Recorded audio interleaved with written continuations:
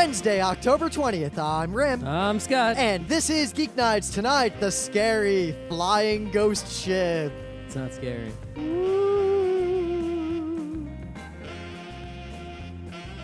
Let's do this. I remember a time at RIT when the only way I would get to play DDR was when the anime club would be like, hey, we're playing DDR. And they'd set it up at like this club space. That was the year 2000. We've been playing DDR for a decade. Yep. And I still can't beat some of those 9-footers. It's because you've been playing DDR for a decade. Yeah. I think it's sad, but I feel like I might have finally, for the first time, like, we're getting old. I'm pushing 30. And it bothers me, but at the same time, I haven't felt the effects of age too much yet until this past week. Because I've been playing DDR a lot lately, just for various reasons. You're playing DDR without caffeine. Oh, yeah. Except even with caffeine, I couldn't do it.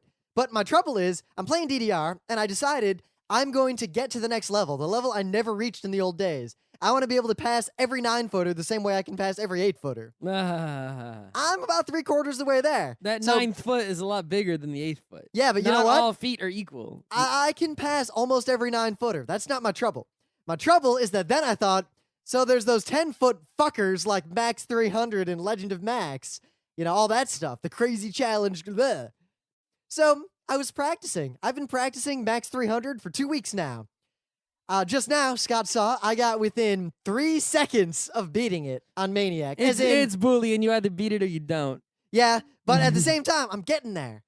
See, what I think they should have done, right, in DDR is instead of using this foot system of difficulty, they should rank every DDR song ever with a number of how hard it is and change them as new songs are added. See, I would disagree. This is the #1 hardest song. Here's why I disagree. Because some, like, Rhythm and Police and, I don't know, Love You Like a Fool are similarly difficult songs that are very different in the manner that they're difficult. Like, I can do songs with a lot of stream and voltage, but whatever, no problem. you just pick whatever number. You just rank them next to each other, and then people can argue about it, and it doesn't matter. What do you care if you're Konami? You don't give a shit. Yeah, right? So you just... But they had a good system. I mean, I like the foot system. I like that web graph they added, remember, where it shows, like, why it's difficult? Like, this is a jumpy song. Yeah, whatever. But most anyway, people playing don't even pay attention to that. Yeah, they do. We paid attention to it a lot. I remember when I beat my first... Normal people do not even Normal understand. people don't play DDR. Yeah, they do. DDR is dead, except among hardcore fans. And hardcore people don't need the little chart. I would say we're hardcore. No, there are people who are just hardest core. Whatever. Anyway, so I can almost pass it. So I've been playing, Legend of Max and Max Unlimited. And I reached a point that I never thought I'd reach in my life. I knew it, kind of intellectually, but I never viscerally really believed it until now. I know the arrows. I know exactly what I need to do. I see them coming. I think, like up, left, right, like I know it. I know it perfectly. And I literally just can't move my legs fast enough to execute it. Yeah, that's how it is. I've never run into something like that in my life before. This is it. I'm go, old. Go run like the New York Marathon, and it'll be like, yeah, you didn't realize it is that many miles all at once. But I feel like I could train for that. I feel like with this in particular, there's a physical limitation that I have hit that had I attempted this when I was younger, I probably would have been able to pass it. I do not know if I'm physically capable. Yeah, because you know why you would be able to do it when you're younger? Tiny legs. We have big legs, Scott, which when are... I say younger, I'm talking like when I was at RIT. I'm not bigger now than I was then. There you are. I'm not bigger. I stopped growing like... Well, you're definitely not bigger than me, that's for sure. Like senior year of high school. I didn't get any taller after that. I mean, I think that's why the Japanese people are so good at DDR, because they are so tiny. How do you explain Fanboy in the mall? He is fat. Doing the fanboy piston. Yeah, so when he steps, it doesn't push his body up because his body is weighing his leg down. We bounce, which makes it harder to hit another arrow again because your foot is farther away from it because it bounced. Anyway, before we get into the anime news, I do want to mention this briefly. Den Coil, an anime that is highly acclaimed that I haven't seen yet, neither has Scott. I downloaded the whole thing, but I only watched like episode 1. Alex and Emily and everyone watched it. And they is said it legitimately released? I don't know, but it's supposedly awesome. All right. And it's about augmented reality and gaming and that sort of thing. I think we have that now. Wasn't there a Penny Arcade comic, The Invisibles? Yeah. That's Den Coil. So here's the problem. I keep saying here's the problem. Coil is going to get a video game, and it's going to be made by Game On.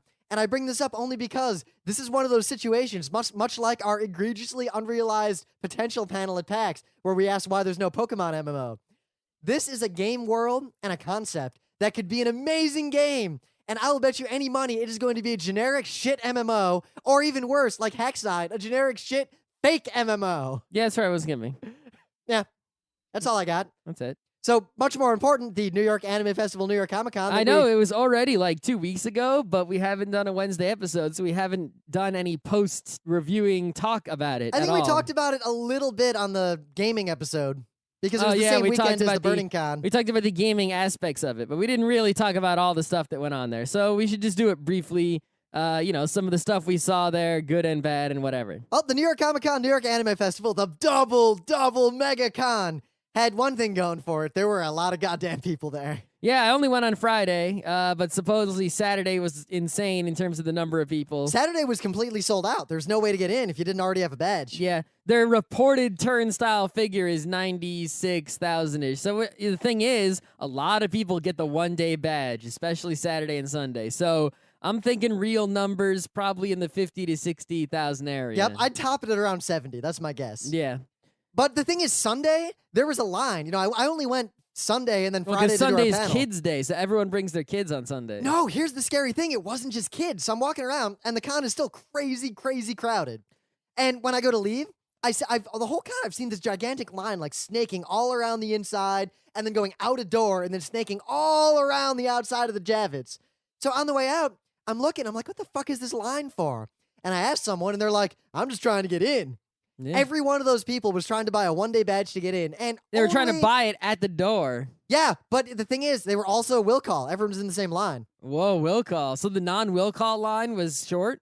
They were all one Or line as far as I non-existent. could tell. Oh, okay. But the trouble was, the trouble, I keep saying that. I don't know why. Suffice it You to got say. you got trouble. I got trouble indeed.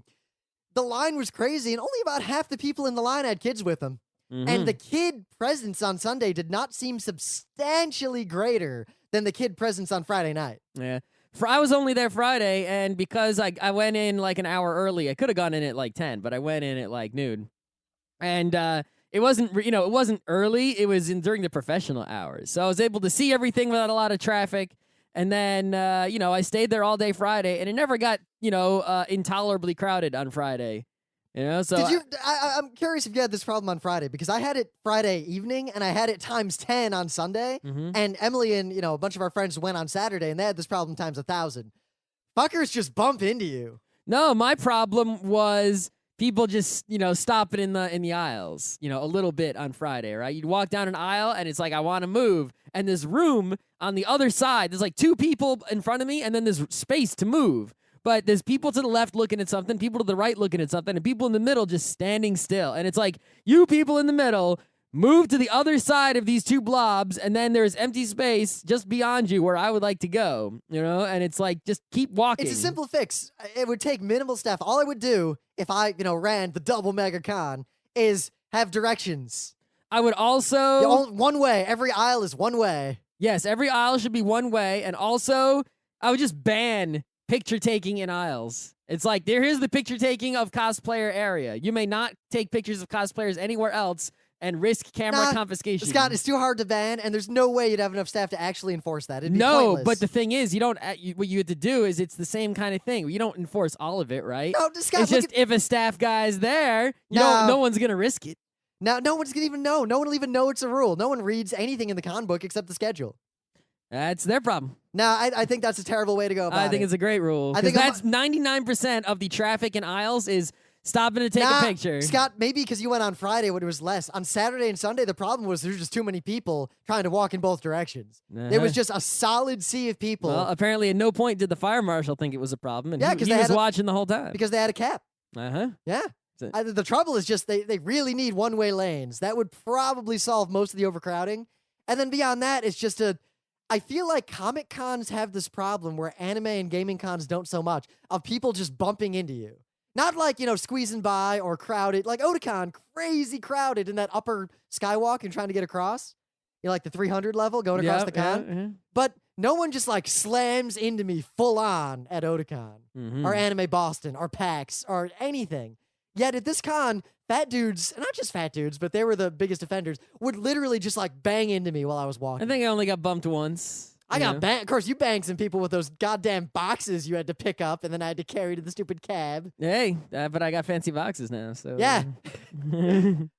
So it could have been a lot more inconvenient. Yeah, I show up at the con. You're like, oh, wait, we got to go get a dolly and get these heavy fucking gigantic boxes and carry them around the con and then get a cab at the Javits at night when there's no way to get a cab. It wasn't that bad. It took us like 20 minutes to get a cab. That's fine. Would you rather pay the shipping for the boxes? They're not my boxes, so yes, I would rather you have paid the shipping for the boxes. That's tough. Then you try to dump them at Kat's Artist Alley table. They're bigger than the space behind her table. Yeah, they would fit back there. Anyway. Never mind trying to squeeze them past the fat dudes to get to her table. That's all right. So, what about, regardless of that situation, right? What kind of, you see any cool stuff at the, because it was mostly booths, right? It's one of those cons where you see every booth, and unless there's a specific programming you really want to see, or a specific famous person you really want to meet, right? Then you see all the booths and you leave. And most of the famous people you want to see are like sitting at an Artist Alley table. So it's sort of a mocha situation. You don't have to go to their panel, right? Or you have to pay to get an autograph with them so you don't see them. Or you look at them from far away and go, oh, there's a famous person. All right. Honestly, the only thing that drew my attention that was really like stood out that I remember and really enjoyed was, other than checking out a couple of specific booths for like, publishers I know, was all the models of Gundams in the middle. Well, that was the Bandai booth, which was definitely by far the best booth. Oh my God, the Bandai booth was made a win. Because there's stuff like that, at like that sort of model kind of stuff at PAX in the Crazy Expo Hall, but not to that scale. This is the one thing. Yeah, Bandai had every single current model built and on display, well presented in these glass cases, and it was pretty awesome. If you are a fan of plastic robots, it was like the greatest thing I ever saw in terms of plastic robots. And I bought the best one that they had. Otherwise, I just walked around the whole place. I have mostly impressions about the con in general. I'm trying to avoid all the meta that no one cares about. Well, just some stuff that I saw that was interesting, right? Was there was the Hendane, Dojinshi people. Oh, yeah. They were up against the wall, facing the wall in the backity back. I cannot but hope that was intentional. Yeah, there was. I saw a lot of fucking yaoi panels though. Yaoi paddles. Yeah, because they were actually letting them sell them. Those big heavy boxes that I bought were actually the comic cubes, which are like these. It's like you buy comic books and you put them in a cardboard box. But this is basically the same thing, only it's actually nice furniture, so you can put it out with the furniture, and it's super nice, and it was totally worth it. And it let me make room in the closet for the vacuum cleaner. Yep, all you need now is the hoplite. Yeah. Animal Planet had a really fancy booth. What? I don't know what they were doing there. Why is Animal Planet the network of ghosts and midgets? There are no animals on the Animal Planet except things like Yetis. Maybe ghost Yetis. I don't know. And even there, you know what they were promoting? They were promoting some, like, I don't know, paleozoology. Let's go find, like, cryptids and Yetis and crap. That's what they were actually promoting. Sengoku Basara, that's the show with the horses that have mufflers, had some really good promotion. Basically, motorcycle mufflers, not, mufflers. Yeah, you know how samurais wear a flag on their back? They were giving out these Sengoku Basara flags for people to wear on their back. Which made me realize, if, the e-commerce is coming along after the legal stuff is sorted out, you guys want, like, I don't know if anyone would really want this, but I want to make some of those with Geeknights on them. That's all you. They had these two shamisen playing dudes who were not the Yoshida brothers, but I went to see them just by chance. Like, I kind of wanted to see them, and I just happened to arrive at their panel room. I really wanted to see them, but I was at work. They were way awesome, and they totally played Smoke on the Water on the shamisen. It was wicked, crazy cool. I really like shamisen. All right. They're going to be at Carnegie Hall in March, or we can go. Oh, yeah. I think you mentioned that before. We should get some tickets. Yeah. There was a guy cosplaying. I don't know if he was cosplaying or if he was, a company paid for it to happen, but he was the Haichu king, and he was giving out Haichu. Actually, I saw a perfect Zangief, but I realized College Humor was probably there. I'm pretty sure it was the dude who played Zangief in the later years. You think so? He looked exactly like that guy. Maybe. Exactly. I was going to talk to him, but I was actually in a hurry. I went to a Vamps panel, which I realized I learned a few things in this Vamps panel, right? Basically, they had this guy come out who sort of worked with them in the U.S., and He basically killed time and bullshitted for the vast majority of the panel, meaning that they only had to actually do their panel for a very short amount of time. We should hire someone to do that for us. Like, imagine there's a panel, it's our panel, and then for the first 45 minutes, some guy comes out and bullshits. And then it's the cosplay and comedian. Then we come out and answer questions very slowly for 15 minutes, and then we leave. And that was, I asked them if they ate crab. Did they have any too? No, then I actually, everyone left, but then I asked them what, their the best meal they had was, and one guy, he ate, I forget what the one guy ate, but the other guy had like a bagel he thought was really good. New York bagel, that works. Yeah. And then we went to the big thing was right before our panel was the Hatsune Miku panel with the guys from Krypton Future Media. Now, as always, whenever I go to a panel like this, usually the people presenting it, even at PAX, like big game people, they really know their stuff, and they're important people. But they're really bad at presenting? Presenting skills, not the greatest. They basically just read off their PowerPoints, which was pretty sad. But the information they presented was pretty top-notch. Yeah, they gave us all this stuff. We learned about all this shit. And I've pretty much come to the conclusion that these guys are the only guys in Japan that I know of so far. Other than maybe Project X Cup Noodle. Yeah, that knows what the fuck is up in terms of like business models for the 21st century. But here's why. In fact, the whole world can learn from these guys. And the reason is because they're programmers. I was about to say, they're technologists. They know, they said open source like 20 times during their panel. Because they know. Anyone who knows technology kind of has these obvious things. The only difference is they decided to actually pursue a business. Yeah, look, this guy was in charge of the company, number one guy, number one president, founder of Krypton Future Media, and he was a programmer. So he wasn't a businessman. He wasn't an animator. Not right? a businessman. So he wasn't entrenched in any old ways, and he understands open source and Linux and everything. And if you look, this is why even their Hatsune Miku character is so open source, right? They know what's up. They understand Creative Commons and free culture, and that is why they are kicking everyone's ass so hard, right? And they don't even have an anime or a manga, really. And, meanwhile, they're just completely dominating. Miku is like taking over the whole world. Yeah, there were like 7 Hatsune Miku cosplayers at the panel, and then a whole bunch more people cosplaying as other characters from the program. And the panel was packed, and they presented a whole bunch of really impressive statistics, and, I could go on and on and on. But they were awesome dudes, and I asked him what the first computer he had was. It was like an Apple LC2 or whatever. Yep. What made me really happy, though, was that it seemed like the interest in the panel, like I was worried that people showing up at the panel were going to be fangirls caring about, the videos people have made or the music or the character. But most of the people in the panel seemed primarily interested in getting a hold of the program in English and making stuff. Yeah.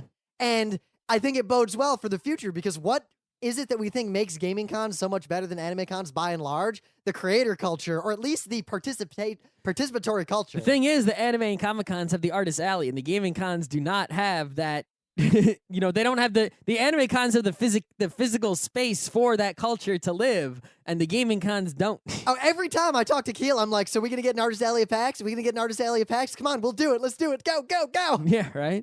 We'll see. I think you need to talk to Dave, though, to get that one. Yeah. Dave, what's his name? Fry Hauer. Yeah, Kahil and, Pork Fry and all the people that helped us do that thing we did. that thing. Yeah. That we did. That was bad. That we may not ever do again. We're not doing it again. It's bad. If we do it again, it'll be like a moth turning into a butterfly. No. Anyway. A better moth. Whatever. Anyway, so after that, we did our panel, which was... It was a panel. It was not the panel. I want to talk about it, though, because we didn't plan to do that panel. We had all these other panel plans, and then as the con got more and more commercial, and they brought more and more professionals doing their kind of, I'm a professional who doesn't know how to present very well panels, we cut it down to just one, and then the one panel he wanted us to do was not even one I offered. Yeah. I had this list of, all right, if we just want to do one, here are the 3, like, awesome ones, pick one.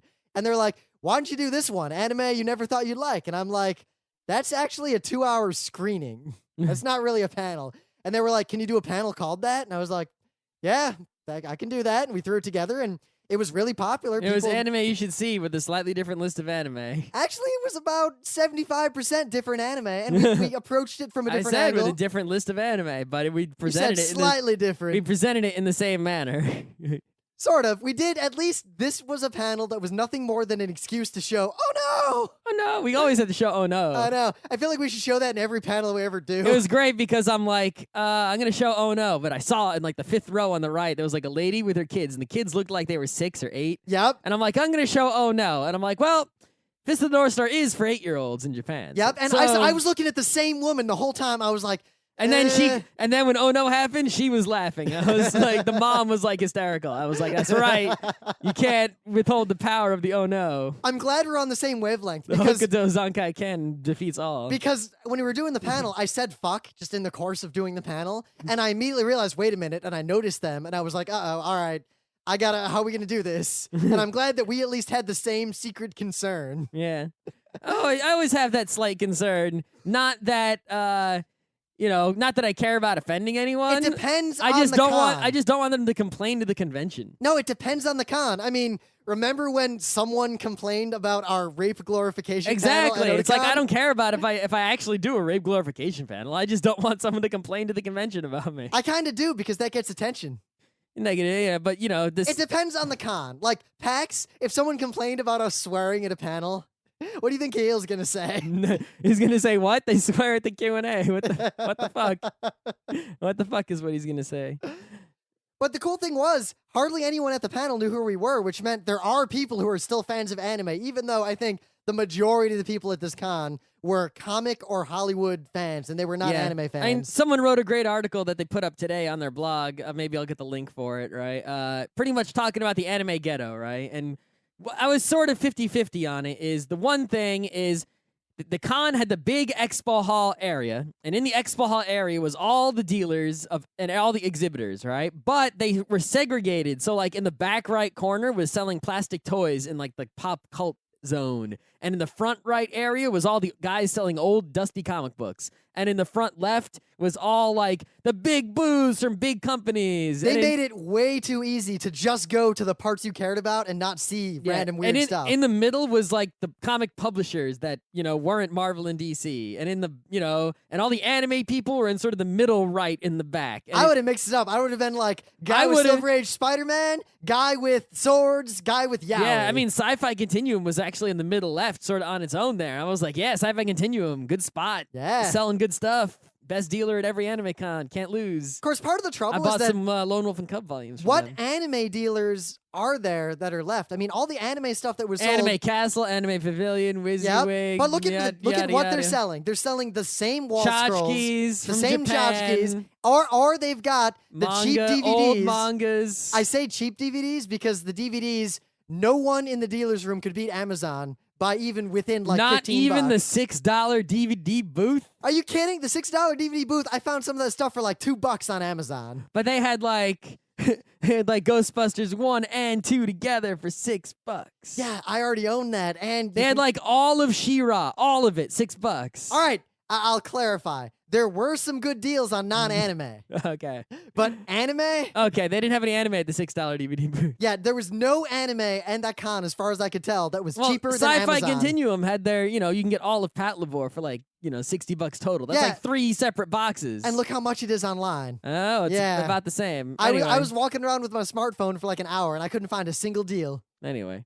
And then they had because there was construction going on at the Javits. So that was the expo area. Then they had another area that was the Comic Artist Alley, the sort of, exhibitors that aren't really exhibitors, like the podcasters and some other folks, right? Podcast Alley was cool, but a little sad. Yeah. Then there was like a variant stage, which was just the annoying stage. Oh of, my god, I did not want to be anywhere near that thing at any point. Jedis and that sort of shit. They had that by the maid cafe in the No, anime that was ghetto. not the variant No, stage. I'm saying that was the maid stage. I know. What I'm saying is in the maid cafe, there was another stage just like that was just as annoying. It wasn't just like it. It was completely different, in fact. There were annoying people yelling on it. Okay, the variant stage has a schedule, right? And there's actually the groups that are on the variant stage are scheduled to be on there, like, the Mario Bueno guy and the Jedis and all those people.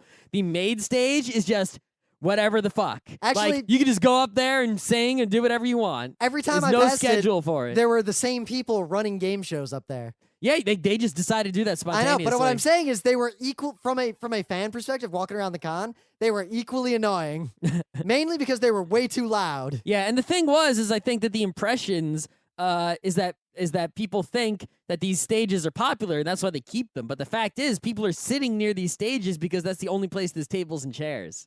Yep. If you had tables and chairs away from I the saw stage, this sad moment in the anime ghetto where someone's trying to work up the crowd, and literally no one there is saying anything. They're like facing away, like sitting at their table reading comics. Yeah, they just wanted a place to sit, which happens to be near this annoying stage. And while the people on the stage love the stage, people sitting near the stage, nobody gives a shit. Yep. They just Granted, want it to go away. I want to do if PAX ever had like an artist alley equivalent, like a Bring Your Own Awesome room. They do. I want there to be a stage in that room. They have many stages at PAX. They're mostly musical though. You can go to the MagFest room. Yeah, I want a generic stage. And they have the rock band stage. I want area. the stage where some weirdo's gonna get up there and do something weird and questionable. So you go, and there could just be a sign-up sheet, and you sign up, and you get 10 minutes. Yeah. Period for setup and everything, and that's it. I think that'd be cool. The 10-minute sign-up stage. You get up there, you get 10 minutes to do whatever you want. You can get a soapbox it. You can do whatever. One victory from the con. When we did our panel, right? We did the Woo game thing, and we tricked.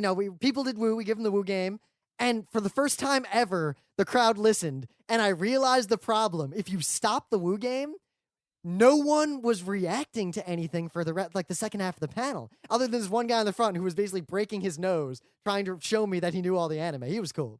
Mm-hmm. But there was no visual feedback at all. And then at the very end of the panel, when everyone was like, that was awesome, it was like, oh, we didn't bomb it. Because everyone just sat quietly. I could tell when I'm doing. I don't see the thing is, for a panel like that, I don't even need the audience reaction anymore to know if if I'm doing it right or doing it wrong. We'll prove that. We got to do it on video. Yeah. On video, I have no idea. Yeah. The only other thing is, so the anime, right? So there was the main expo area. There was the sort of secondary expo area with the gigantic, awesome comic artist alley, the autographs, the variant stage, and the podcast airs and whatnot.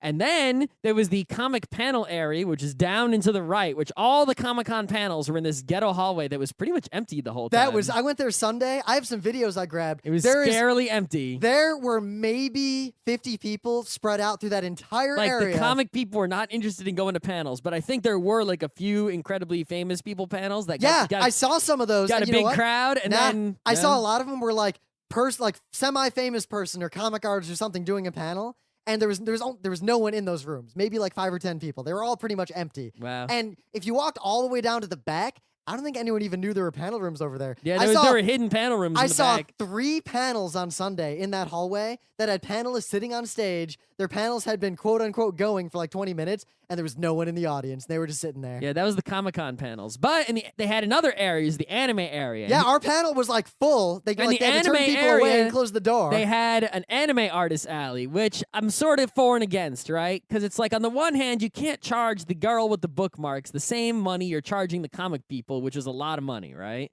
To put them in the same table. And it would be unfair to put them at the same tables in the same area and charge different amounts.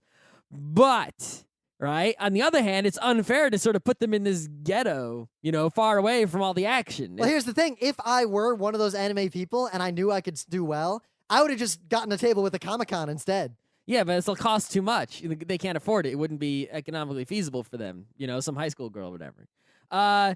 The other thing is they sort of hid the anime people away. And the only people who saw any of that anime stuff were people who sought it out on purpose. And most people just didn't go down there at all. And even people I knew who sort of wanted to get a mixed experience and see everything and get an idea for it didn't go down there because it was a ghetto. And they just didn't end up going down there because it was out of the way in another place.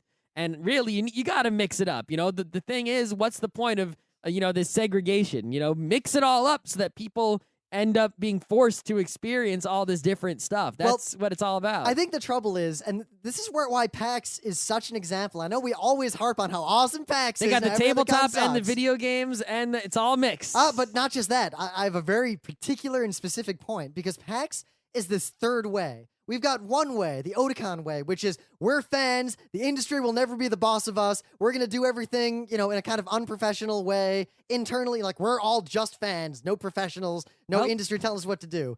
And you all know the problems that causes. The exact opposite side of that is the ultra professional, only really doing it for the money and what the industry wants, which is mostly what the New York Comic Con Anime Festival was. Yep. The third way is what PAX is doing, which is in the middle. They're saying they've made themselves to the point where the industry needs them. They don't need the industry, because the people would go to that con if there were zero industry and it was just people playing games. Yep. And I feel like, but at the same time, while they're a fan convention, really, they run the convention in a professional manner. Yes. And like, if anime cons ran themselves internally like professionals, if they acted like adult professionals, even if they still told the industry to fuck itself, they would be awesome.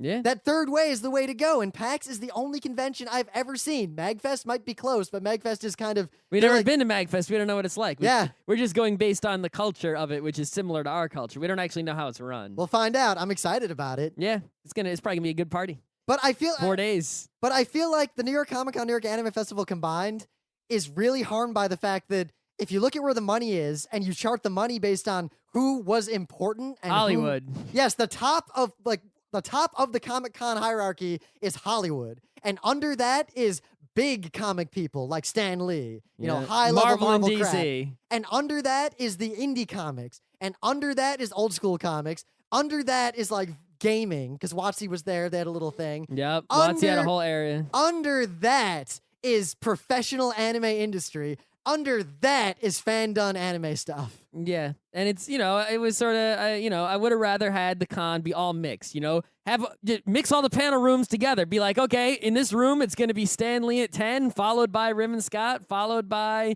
a showing of some anime, followed by Indie Comics Company, followed by Vamps. I guess, all in the same room. I guess my worry is that, and my guess is that the anime convention will never go away, the anime aspect of it, but it will not grow. And if anything, it is only there. Well, it was already not growing. That's why they merged it. I know, and I think it's only going to exist in that ghetto forever, and it's only going to be there to, I've noticed there's the same group of people, like anime fans, that go to every single anime-related thing in New York. Yep. Every anime thing, they're there, and they'll all go to this forever, and they don't bother with the Comic-Con stuff, and the Comic-Con doesn't bother with them. Yep. Kind of sad. It's a way to easily up the numbers. They put in a tiny little artist alley, they put in some panel rooms, and they get all that, ton of people coming in. There was one good panel that had a bunch of audience at the Comic-Con area on Sunday. What was it? It was the kind of panel that we would do, or that an anime person would do. Who was doing it? If they were, I don't even know. But if you were doing, like at an anime con, they did the archaeology of Indiana Jones. Oh, interesting. Like how, what was feasible, what wasn't, where did all these legends come from, what did they use and not use. It was really well done. I like that. Yeah. And it was packed. Nice. And yet that was not the average panel in the comic area. Yeah, most of the comic panel areas we're a company, we're going to make our announcements, and most of them were even worse than that. They looked like, we're a company, we're doing this panel so that we can then say in a press release that we did this panel. That's what it seemed like, because no one was in those panels. Yeah.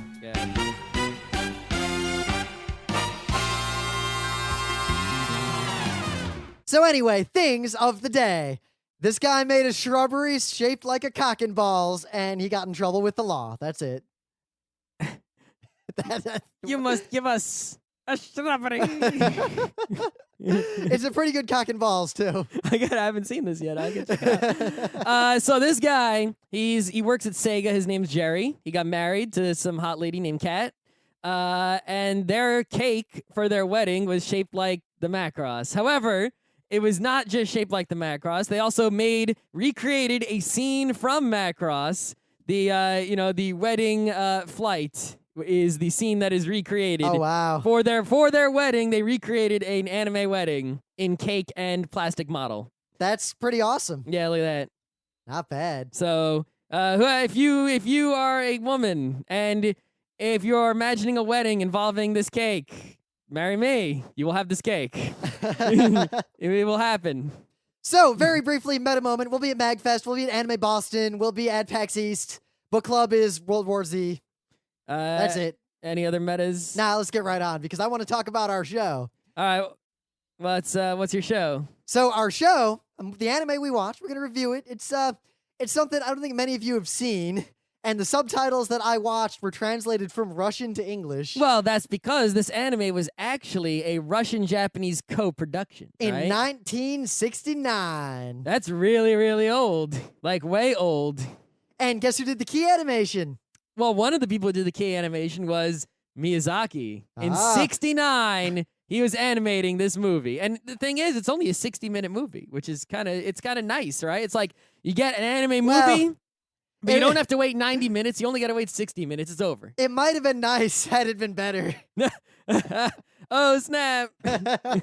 So, the flying ghost ship is literally about a flying ghost ship. Really? You don't say. It started out, and you expect it to follow this certain kind of vibe. Right, in the beginning, it was sort of Hardy Boys, sort of Johnny Quest, sort of Scooby-Doo, right? You know, there's a kid on a boat with his parents. They're And fishing. his dog. He's got a dog. The dog doesn't talk, but it has a lot of personality. Now, this dog is basically Scooby, but Jack. it's Scooby-Doo, but it doesn't talk. And the kid, Hayato, is even wearing a goddamn ascot.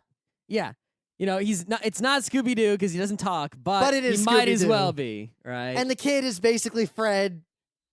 yeah. Yeah. But none of the other Scooby cast is in it. It's just him. No. So Hayato's on the boat with his family, and this gets into space crabs in the end. What are you skipping and spoiling the crab people The for? crab people. That's not the spoiler. The spoiler is who was running the crab people. Oh, God. So, anyway, they see a car crash, right? And they go to investigate. No, wait. And there's 8 people. Now, here's where it gets crazy. So, Hayato's just on the boat with his dad, and everything's all cool, and everyone likes to hold their mouths open for a way long time after they stop talking. They also like to sit. That's because it was Russian mouth movements. But they also, when they're just like they're not talking, and a character's just kind of looking at something, their mouth is usually open and their brows furrowed. They make the look that someone who is dumb and angry makes. I wasn't looking that closely. And they basically look like this all the time. They're like, ugh. It kind of looks like the guy in that one Perry Bible Fellowship with the scar-eyed shark, and he figures it out. They all kind of make that face.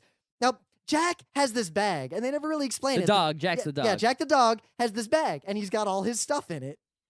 Yeah, they don't really explain. They're like, in the beginning, the subtitle is like, we let you hold the bag. But then throughout the rest of the movie, it's pretty much just like, it's sort of like, it's the dog's bag. It belongs to him. Yeah, and he keeps all his stuff in it. His doggy stuff in the bag. And it's just a thing he has. They don't really explain It's why cute. or how. I like the idea of like, yeah, that's Especially Jack's that bag. one part where he sort of whips it around his neck. You know, that was a cute little animation. He's like, I'm Courage Dog now. Yeah, let's go. So, but they see a car accident, right? They're on a boat, and this car just flies off a cliff like 100 feet up and crashes upside down. They go to investigate, and it's the boss of the company the dad works for. That's like if I work for Microsoft and I saw a car crash, I go to investigate. It's Bill Gates! Yeah, it's Mr. Kuroshio. It's Steve Ballmer. Oh, shit. I thought it was Kuroshiro, but it was Kuroshio. Yeah, it's Kuroshio. Yeah, because Emily was like, black, white, what kind of name is that? Like Pinocchio, Kuroshio. Yep. But, so, the car crashed like 100 feet up this cliff. They parked the boat, and both of they just scale, free climb this sheer cliff. No problem. Get to the car. Fat dude is just unconscious in the upside down car. Then it cuts to them up another 100 feet, having dragged the dude somehow. They don't show you that. That was a great digital target moment. Yeah. And his wife's with him too. They just forget about that. Yeah, they get both of them up there somehow. And what are they gonna do? There's the mom went off in the boat to call the police, and they're like, "Well, we'll just wait for mom. Let's go into this spooky, haunted-looking mansion." Yeah, well, it's obviously really giving you a Scooby-Doo vibe now, right? So you got a kid, his dog, his dad, a mystery of a car crash. And especially Kuroshio's like, I crashed. Well, his wife is like... A strange coincidence and a haunted house. He's like, I crashed because of that skeleton in the road. Yeah, and you're like, oh man, this is Scooby-Doo the anime. Fuck yeah. Hayato's kind of a dick, though. He's like, what do you mean a skeleton in the road? What the fuck's wrong with you? I kind of like that, because it showed the characters weren't moronic, right? The Scooby-Doo people would be like, a ghost, you know, Shaggy would be like, oh my god, a ghost! And it's like, dude, you've seen 100 people take off ghost masks, and you still think it's actually going to be a ghost this time, right? At least this kid, Hayato, is just like, a ghost, really? Sometimes they Listen, I'm 8 years old, I ain't believing that shit. Sometimes they take the mask off, and it's red herring. That's wrong show. It's pup named Scooby-Doo. That's them as kids. It's canon. Not actual Scooby-Doo. It's canon. No, it's not. It's definitely canon. It's not canon because it happens way in the future. Now, the funny thing is, when they're on the boat in the beginning, It's canon if they age like Merlin. they have this weird shot where they show his mom, like, look at this perfect smiling mom, and that reeked of she's totally gonna die. Yeah. Yeah, she totally dies. But anyway. So they get into the spooky mansion, and it's full of, like, ravens and just crazy. It's totally spooky all over the place on purpose. And everyone's afraid, and they lay everybody down. And then immediately, what do? The dad's like, let's split up. I'm gonna go get firewood. You guys wander around. So they wander around and investigate. And they leave Kuroshio just laying on the couch unconscious still. Yeah. It's like he's going to wake up empty in this empty, scary house. He'll think he's in hell or some shit. You don't know. Anyway, or think he's been kidnapped. Oh, remember when the wife first wakes up on the road and she's like, lightning strikes and she sees the dad's face and she's like, ah, ah, ah. For no reason. And then she's like, oh, it's just a guy. Just a dude. Just a dude. All right, let's, so they investigate, and of course they find a skeleton rooting through the fridge. a guy in a skeleton mask. No, clearly rooting in the fridge. It must be a real skeleton. Yeah, real skeletons go in fridges all the time. But it's rooted in the fridge, and the way they literally walk into the room, and there's a guy rooting through the fridge. They tap him on the back, he turns around, skeleton face, and it just cuts between the skeleton's face and the mom's face. Well, no, the wife of Kuroshio's face. And there is this like 30-second scene where she makes all these different faces but doesn't scream. She's like, ooh, ah, and then she screams. Yeah. Like, it is hilarious. Well, they basically showed every state. I think the animation in this isn't, there's no music to speak of, really, right? And the animation is pretty, like, the drawing and the colors are actually pretty good for 69, but the animation is a lot of panning. There's a lot of still shot with a moving mouth. There's a lot of back, the water just goes whoosh, whoosh, whoosh, whoosh, back and forth. Well, it's weird. There's a lot of times where, like, a particular, like, movement is really, really well animated and everything else is just completely static. Yeah, like the dog whips the bag around his neck. It's really well animated, but at the background, but there's nothing else scene going on. of the wife screaming, because, angry video game nerd James Rolfe is doing his monster madness right now. And in old 50s horror movies, it's a common trope for a woman to, the heroine to run into like a skeleton face, like in The Screaming Skull, and not scream right away, but just like stare in increasing shock and then scream and pass out. Yep. And that is what she does, but the way it is animated, I was laughing so hard it hurt. Yeah, it's pretty funny. Like, I couldn't deal with it. So then after they run away from that, the dad comes back with the firewood, and then eventually the police show up. But before the police show up... No, the police don't show up. Before the police... All right, but yeah, anyway... the chief of defense for the country shows up. But before he shows up, basically the skeleton haunts them and scares them and tells them spooky messages. Which was good, because up until that point, they forget about that skeleton pretty quick. They run away and the dad's like, hey, I'm back. Hey. And then the skeleton shows up and it's like, ooh, you're bad. Ooh. There's a good series of scares where they get back and they're like, oh my God, there was a skeleton. And then something's coming. Oh, it's the dog. Something's coming. Oh, it's the dad. Something's coming. Oh, it's the skeleton. Yeah, the thing is, obviously, though, the skeleton was not real. It's totally got a mask, right? And it's like, how is he scaring them from this window? And the kid throws a rock at the window and breaks the window, and it goes right through the skeleton. It's like, ooh. I want to call bullshit on a later scene. Later scene, they say that he says, oh, yeah, that was using a projector onto the glass. Then shouldn't the part of the glass that was broken made part of the skeleton disappear? But it didn't. But the ghost is like, ooh, I'm a spooky ghost. I was murdered. I was left on a boat and burned by someone. Ooh. And then the cops come and he's like, I gotta go now. The cops are coming. I mean, wouldn't a real ghost just be like, cops, huh? Yeah, all the cops. Fucking bust out. How can ghosts never do that? But then as soon as the chief of defense comes, Kuroshio was like, yeah, that guy's back. We got to do something about this ghost ship. So you immediately know that he's the red herring. Kuroshio's a bad guy. So then the movie just kind of picks up with the kid and his family just doing the normal stuff. Like dad and kid are in a car in the city. And then a robot attacks the town. Yeah, out of nowhere. A giant robot attacks the city and smashes the fuck out of everything. It's like, what? What the hell did that have to do with Scooby-Doo? No. Suddenly, Scooby-Doo's over. It's Astro Boy time. But the lead up to this is awesome. There's like 5 full minutes of the kid being like, I like to drink boa juice. And he's like, you shouldn't drink so much of that. And then they're just talking about mom and talking about stuff. Gulpa, boa juice. It's like juice. I think it's juice. But they kind of goes down, like it's a weird, they say it funny. But they use that. I think they showed this on TV and actually used those as the commercial breaks. Maybe, I don't know. I wouldn't be surprised. Anyway. But then traffic's been stopped for a long time. Like, they're stuck in traffic. And normally in a show, that's just kind of like, you don't worry about that.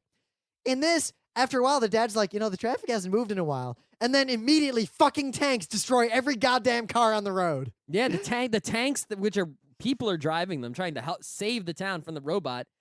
The military in the tanks doesn't care about killing people. And then they fail to kill the robot. But it's great. The tanks just crush all these cars, probably kill a whole bunch of people. And then they just start shooting. And then the camera spins around. And you see they're shooting at some building. Oh, no, that's not a building. It's a giant robot. And then Golem the robot says, I am Golem the robot who was sent to destroy you by the ghost ship. I am Golem the robot. So Golem is working for the ghost ship and to destroy the town, and the military's fighting back. And you haven't even seen the ghost ship yet, so all you know is the title is Flying Ghost Ship. So it's like, why would the ghost ship that I don't even know about anything where it comes from or anything about it send a robot to destroy the town? And the robot isn't using missiles or heat getter rays or anything. He just has two big mace fists and he's just fucking smashing stuff. But he's gigantic. He's bigger than a skyscraper, so he is smashing shit up big time. And they show, you're pretty sure the body count on this movie is astronomical. I'm pretty sure most of the people in the world are dead. If that was New York City, like... Tens of millions are dead. Millions of people would have been killed in that robot attack. And they actually do a somewhat Astro Boyish job of portraying the fact that all these people actually did die. It was a horrible massacre catastrophe that spanned many miles and many bodies. The dad is pretty smart because he gets hit on the head and the son's like, I'll take you to the hospital. He's like, the hospital? Are you kidding? Let's just go home. Yeah. And sure enough, home smashed, mom's dead. And thus, this is why Leiji Matsumoto is a brilliant man, because when he wants to do melodrama, he has motherfucking melodrama up in your business, and you cannot help but get caught up in his melodrama moment. That's right. This movie, the kid is sitting there crying over his dead mom, and it's a great scene, and for many minutes, he is just screaming, why did you die? Why did you leave me? Very melodramatic. Then his dad is like, how's mom? Is she gonna make it? And he's like, mom just died. And then the dad's like, I'm gonna die soon too. But you're not my son. And then the dad dies. And then there's double melodrama. And it's like, mom dies, dad dies, you're not my son, all at once. No elegance or mastery was used in this melodrama. None whatsoever. The kid immediately goes off by himself. I didn't care at all. I was like, okay, they died. The mom death was sad. The mom didn't even have any lines. She was just seemed like a cool mom. She said, okay. Okay. She was definitely, she was definitely portrayed as a cool mom, but she didn't say anything or do anything. She said okay when his dad said, go find the police in the boat. Yeah, that's right. But it was literally like he's crying over his mom, he's crying over his dad, and then it cuts to him standing by himself on top of the ruins of his house with the dog, looking all melodramatic and hopeful and sad and everything. And then he tells the dog he hates it and go away, and then he says, never mind, I love you, dog. And it's just all this drama that's going nowhere. And then what does he decide to do? To go to Mr. Kuroshio's house, the evil head of the company. He doesn't know he's evil yet. Yeah, he gets adopted, basically. Yeah, he gets adopted by Mr. Kuroshio because he doesn't have anywhere else to go. He doesn't have any friends or family or anything. They probably all got crushed by the robot. And they're like, all right, you're our stepson now. That's cool. It's like, really? I'll go to Bill Gates' house if that's going to work. And then immediately, Golem comes back and attacks the ghost ship. And this is when things get awesome, because the ghost ship, before you see like this like ghost ship floating out in the water, it just fucking flies out of the water and has missiles coming out of it, and it just fights this robot. Like, it looks like a really old, busted ship, like a ghost ship, but it's got really modern missiles and stuff coming out of it. So obviously inside, it's a modern ship. I like how they show the fancy futuristic technologies. They show the same missile coming out like 100 times. Yeah, right. So it's like, wait a minute, I thought Golem was working for Ghost Ship. Why is Golem fighting Ghost Ship? And the kid doesn't know who to root for because he's like, fuck that evil Ghost Ship. Wait, fuck that evil Golem who killed my parents. Wait, what? So of course the kid wanders around in the mansion of Kuroshio, who's not around. He disappeared somewhere, and finds a room that just has a chair in the middle of it.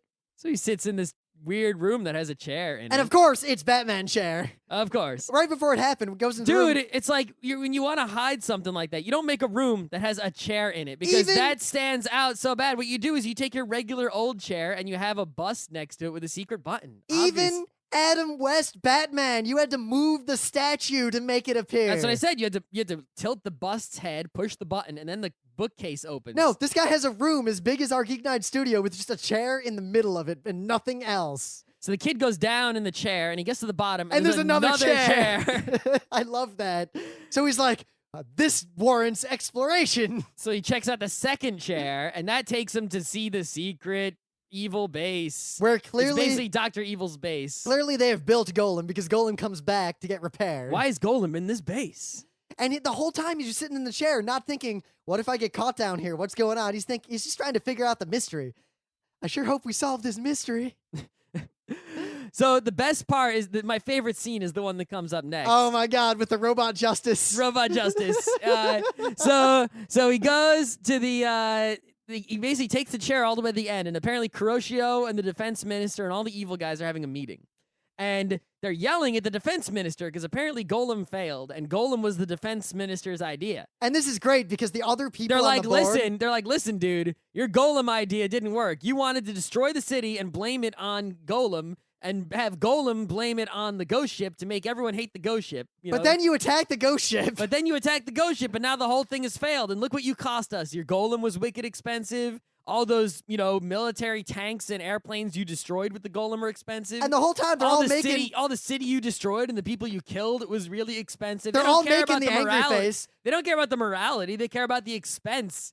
Right? And they're like, your plan totally failed and cost too much money. What do you have to say for yourself? Now, this scene was very reminiscent of, like, the Nerve and the Sele scenes in Ava, except that it was stupid.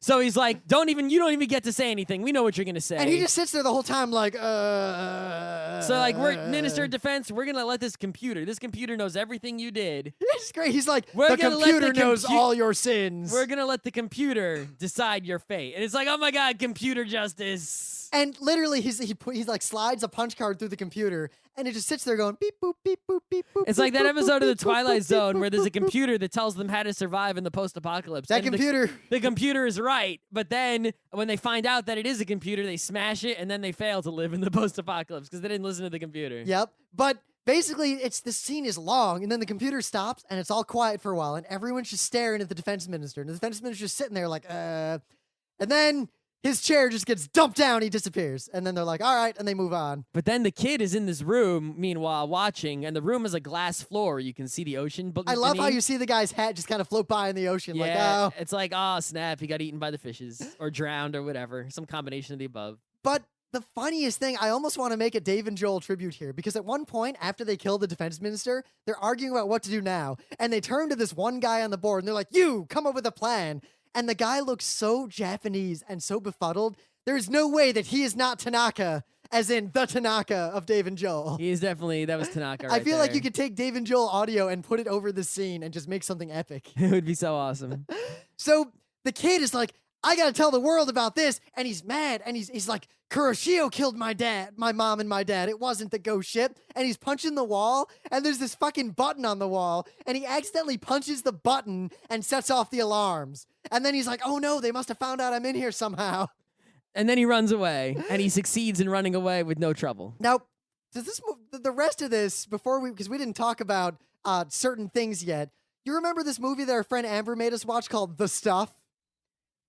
I remember being forced to watch it, but I don't remember it at all. The plot of The Stuff was a meteor landed and it had this stuff in it that tasted really good. So they market and sell it to people. And if you eat it, it eventually turns into a zombie and then turns you into it. All right. Well, isn't that the same shit as like Slurm, right? Yeah, kind of. Except Slurm didn't turn you into anything. It turned you into a big fat Slurm. Only if you had the special Slurm. Yeah.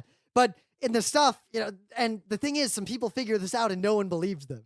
So the movie cuts to to Hayato going to the police being like, look, I found this secret base and I know where Golem is. And the police, it's like, what? Really? The police are not going to believe that story, dude. The police are like, yeah, what the fuck? Go away. So he tries to tell people in the street and they don't care. It's a They Live situation. Actually, the camera angles, he actually reminded me of They Live. Like, these people were, the bad people, and he had the sunglasses on. And yeah, everything. One of the guys did have sunglasses. Yeah. But then, while he's telling these people, suddenly one guy melts into goop. In the street. Randomly. And then a whole bunch of other people melt into goop. And all these people had bottles of boa juice. And it's like, obviously the boa juice makes people melt. There's a reason they were focusing on Boa Juice before. And it was just like in the stuff. And no one's going to believe him either. And then he's freaking out. And he's not thinking. He's a Boa Juice drinker. Yeah, he drinks a ton of Boa Juice. Yeah. And apparently, if we're to... Go, Boa Juice. But if we're to believe what the movie has told us to date, most of the people in the world drink a lot of Boa Juice. Yeah, I mean, it's basically imagine if Coca-Cola made you disintegrate. If Into you drank too much. Coca-Cola. Yeah, pretty much everyone's drinking it. But he doesn't have time to react to this because he's immediately picked up by these Yakuza-looking The dudes clamps. that were sent by Kuroshio to bring him back. He's like, oh no, Kuroshio knows I broke in. The thing is, these guys bring him back, and what do? And it's like they're acting all evil like Muggsy and Bugsy, and they're going to take him back. Yeah, we caught you, kid. And it's like, oh shit, he got caught. They just bring him to go be on TV. It's like, what? So obviously Kuroshio doesn't know this kid knows anything because he just wants to put him on TV to talk about how evil the ghost ship is. Because, he thinks the kid's still upset about having his parents being killed by Golem in the ghost ship. And this is the best Astro Boy moment of the entire show. But it's like, why did he send thugs who are all evil to get him? It should have just been Kuroshio, like, hey, let's go to the TV theater. I think The Simpsons gives us precedence for that. When there's knock, knock, who's there? Goons. Goons who? Hired goons. And then, Burns they bring him in and he's just like, yeah, hired goons. That's what I send. Like, should I have sent something else? Well, yeah. How else am I going to get you to come? Yeah, right? Exactly. I mean, hired goons are probably all this guy has because he is really, really evil. Really? But this is an Astro Boy moment because the guy's like, what'll you do to fight the ghost ship if we let you? And it's his TV show. He's on TV. He's on world TV. Like, everyone can see him. And the kid is like, fuck all that. Kuroshio's the evil guy. I saw it. The secret base is under. He tells the entire story. All the ultra rare beans are spilled. But then they interrupt him with some Boa Juice commercials. Yeah, that but the just message repeat nonstop. The message already got out, and there's all these scenes of people watching the TV going. But the problem here is the movie at this point explodes because Boa was watching that TV. Boa was watching. So now basically you don't realize, Kuroshio was only the regular boss. Boa was the square boss. So Boa's like, oh shit, now the whole world knows I exist. Well, time to fight back. So immediately, gigantic robot crabs that were apparently hiding in the walls of everything appear. Everywhere. I don't know how they were hiding without anyone noticing them. They were gigantic robot crabs, but the giant robot crab people appear everywhere in the whole world all at once. Also lobsters. Simultaneously. Big blue lobsters. Yeah, the blue lobsters and the red crabs. Everywhere, they're robots. And they freaking attack, and they disintegrate Kuroshio pretty quickly. They pick him up, and the voice comes and it's like, I am Boa. What the fuck, dude? You totally fucked up. Kuroshio, you have fucked up. You are now disintegrated. And then he spits some bubbles on him, which I guess are Boa Juice, and turns him into Boa Juice. It's super concentrated Boa Juice. So the kid runs away, and there's panic everywhere, and by this point, I'm pretty sure... And he's about to get killed by the crabs, but then, finally, the flying ghost ship comes in and rescues him. If I had to summarize how stupid and crazy this movie is, the scene where he is saved by the ghost ship, which looks like a ratty old ship, is just floating over the city with like a beam pulling him into the bottom. Like a UFO. And then they pull him on and they're like, we're the ghost ship. We're fighting Boa. Boa's evil. Let's show you the ship's diagram and the blueprints and tell you about all the things in the ship that we're going to use in the rest of the movie. Yeah, it was totally like, a diagram of Mazinger. Enumerate the powers of the ghost ship. I've got a laser on the front and an EMG on the back, and I've got a radar blocker. And a wave motion gun and a and by the way, engine and... The skeleton? Yeah, dude in a mask. He's like, yeah, I wear a mask because my face was burned. Yeah, you just suddenly, like, the guy with the skeleton mask is the captain of the ghost ship, and he just has a friendly chat with him. He's just like, hey, so you're the captain? Yeah, why do you wear that mask all the time? Oh, because my face was horribly burned, and I want everyone to see it. And I'm used to wearing the mask. Okay. Yeah, also, our ship is invisible to radar when we turn on this thing. So, yeah, that's why we're the ghost ship. And then the kid freaks out. And clearly it is the Boa poisoning. He's going to turn into Boa Juice. Yep, and he accidentally hits a button that turns off the radar invisibility. What is with this kid and randomly flailing and then hitting buttons? So the plot moves in this movie twice because he randomly hits a button on a wall. Yep. So he accidentally turns off the Inviso radar. The doctor takes care of his Boa Juice poisoning with a shot. And then Boa fucking missiles the boat. And then the boat gets missiled so bad that everyone on the flying ghost ship dies except for the captain who's injured, the girl who's the girl, the doctor, and the main character kid. Everyone else on the whole ghost ship dies, and it's ruined, and it crashes under the sea, and that's the end of the flying ghost ship. So they're sitting on this ruined ghost ship. Only 4 of them are alive. and the captain in the mask is basically out of commission. So this girl who's there is being really friendly with him, and she's like, "We should go kamikaze on this asshole." And end it all. Isn't first, right? The kid, because the captain gets injured, they take his mask off, and the kid realizes, oh my God, the captain of the Ghost is my real dad. Oh, right. And he kind of looks good. His burns are very like Avatar burns. He basically just has a purple splotch on the whole side of his face, and he's like Two-Face, purple and not purple. That's it. Yeah. And he's like, I'm your dad. Okay, this is awesome. And then, the girl is like, all right, Hayato, we should totally go kamikaze on Boa. Because they gave us this diagram. But they just talked about, not minutes ago, how, look, we know that Boa's fort is here, and we know it has this big star in the middle, and we know that we haven't figured out any way to penetrate it. We're doing everything we can possibly do to attack Boa's fort. And she's like, we should kamikaze. And the kid's like, but it won't work. And she's like, what are you, a pussy? Yeah, it's like, dude, listen, if kamikazing would have worked before, we could have done it in the perfectly working ghost ship. Now you want to do it with 2 people and a broken-ass missile-to-hell ghost ship. Or maybe they didn't want to do kamikaze because they had other options. But now that they have no options, there's no reason to not kamikaze. They're going to die anyway. So they go to kamikaze the Boa with the broken-ass ghost ship, and the kid who's never piloted it before is piloting, and the girl who's lived on the ship for a while is helping. The weird thing is, through this whole scene, she's like, let's go kamikaze. And he's like, no, it won't work. And she's like, man up, Nancy boy. And then when they're going, she's basically like, it's not going to work. And he's like, man up, Nancy boy. It's like, what?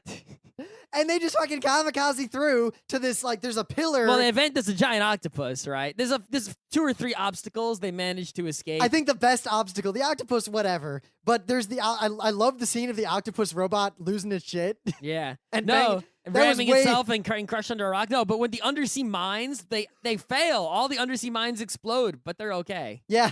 What the fuck? The fact that Boa isn't like, why did all my mines just blow up and my robot octopus disappear? And this movie just really... In the end, they kamikaze, and at the last second, the captain shows up and says, dude, eject the bridge so we don't die. And then they do, and then it's over. So we say it's over because I don't even know what to say about this. So the diagram, and when you see Boa's lair, it is like this kind of concentric design, and there's a tower with a star in the top poking out, and that's what opens and closes, and all the robots come in and out through there. They ram it, and it explodes. Well, they ram it basically by flying this relatively tiny ghost ship, right? It's a big ship, but it's tiny compared to the base. It is nuclear powered or something. It's true, but they drive this incredibly tiny ship into basically this slowly closing hull, and it fits through the hole at the last second, sort of like you escape from the aliens in Independence Day. You fit through the closing door hatch at the last second. Yep. And then they eject, and then that is enough to destroy the entire base. Well, it turns out, and I wish I was joking. Inside of that little hole was Boa. Yes, that is Boa. In fact, that wasn't a hole to Boa. That was Boa. Because you see, Boa is a giant goddamn motherfucking clam. How does a giant clam or oyster make boa juice, talk to Kuroshio, build robots, etc., etc., etc.? Even if it's a really giant mystical clam, how the fuck? It must have just been really pissed off about being a clam. I don't know. It died kind of the way a clam would. It kind of goes, comes out, and then goes, back down. Yeah. And just, what? But I mean, a giant clam that big eating a ship that small, what really? The fuck? That's going to kill it instantly? So, let's summarize. There's a world. Boa's trying to kill goddamn everyone. The ghost ship stops Boa, but it's too late. Boa juice has killed most of the people in the world. The crabs have killed half the rest of the people. The golem has killed a whole bunch of people. Basically, everyone's dead, but then there's this epilogue where everyone's totally fine. Yeah, I mean, as soon as Boa's dead, all the crab robots just stop working immediately, and the world is fine, and all the buildings are in one piece. Like, didn't Golem smash them all? What?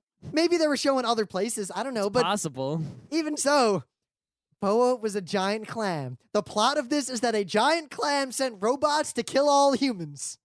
And then at the end, there's a tiny epilogue scene where the I guess real dad, who is ghost ship captain, is totally chill.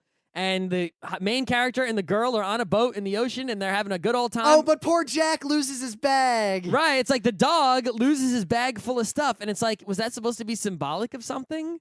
Because, I mean, it could have been, But He lost his baggage, I guess. but what was it symbolic of? I just felt bad for Jack. Jack loses his bag. It's clearly his bag. He cares a lot about it. And Hayato's just like, we'll get you another bag. Not much better bag. It'll be fine. Yeah. Oh, we forgot to mention, not real mom's shoe. That really didn't play into the movie at all, though. It was just there. No, it didn't. It was just like an excuse to have a discussion with the girl about his real parents. It's about a giant clam that tries to kill everybody. But I mean, look, it starts off with Scooby-Doo, then it's Astro Boy with a robot, then it's Giant Clam Under the Sea. And in between, it's like generic robot show. It's evil businessman. It's like, what the fuck, dudes? What the fuck? Giant clam. This is the saving grace of this movie is that it's 60 minutes, so you only what the fuck for a little while, and then it's over. And as the movie goes on, people increasingly make that I am angry and also confused look with the furrowed brow. So if you want 60 minutes of what the fuck, why is this 5 different animes barely squished together? Plus maybe you don't Scooby-Doo? believe us. You're going to be like, yeah, clam. It's going to be a clam like the Naked Cars new tenant. Yeah, you know what? Those are literally naked cars. This is literally a giant clam. That's right. Flying Ghost Ship, 1969. I guess for 1969, it's something special. And it has historical value being by Miyazaki with the key animation. But, well, there's also, you'll watch it. And it seems to move slow in the beginning. I mean, like, it's not good, but it's like there's something to see and get out of. 55 minutes in. There's something to learn from watching it. 55 minutes in, all I could think was, how the fuck are they going to resolve this in 5 minutes? It just doesn't have any direction or pacing or anything. It's like they just took 10 scenes from random anime and pasted them one after the other with the same character. Giant clam. It's literally a giant clam. Giant clam, giant robot, Scooby-Doo. Eject the bridge. And the girl I love the scene of the girl trying to convince the kid to go off kamikaze. This has been Geeknights with Rim and Scott. Special thanks to DJ Pretzel for the opening music, Cat Lee for web design, and Brando K for the logo. Right? Be sure to visit our website guy at with a skeleton mask, and then as soon as he actually meets up with them, news chatting. and more. Remember, Giant Geeknights is not robot. one, but Go 4 ship, different ship, ship. shows. Sci-Tech Mondays, You know, Gaming it's like Wednesdays, nothing- Anime Comic Wednesdays, Kamikaze and Save Indiscriminate the Day. Yeah, Thursdays. it's like nothing was difficult to Geeknights is solve. distributed under Everything a was just Creative sort of Commons figured out. It's like, Attribution oh my 3.0 god, license. Peter. Geeknights Oh is my God, recorded Peter. live with no studio and no what? audience. But Yeah. unlike those Nothing other late actually shows, posed it's it. actually Oh my god, recorded at night. I'm in the secret base. They're gonna catch me. No, I'm just out in the street. It's totally chill. At least They in- kidnapped me. Oh, I'm just on TV. It's At alright. least Grey Digital Target had the decency to not bother showing us the giant clam that was clearly at the end. Oh, that was bad. Equally bad in a different way. But wouldn't it be Perhaps better worse. if the thing had gone in and then it went to credits and it was like 5 minutes later, Boa stopped transmitting?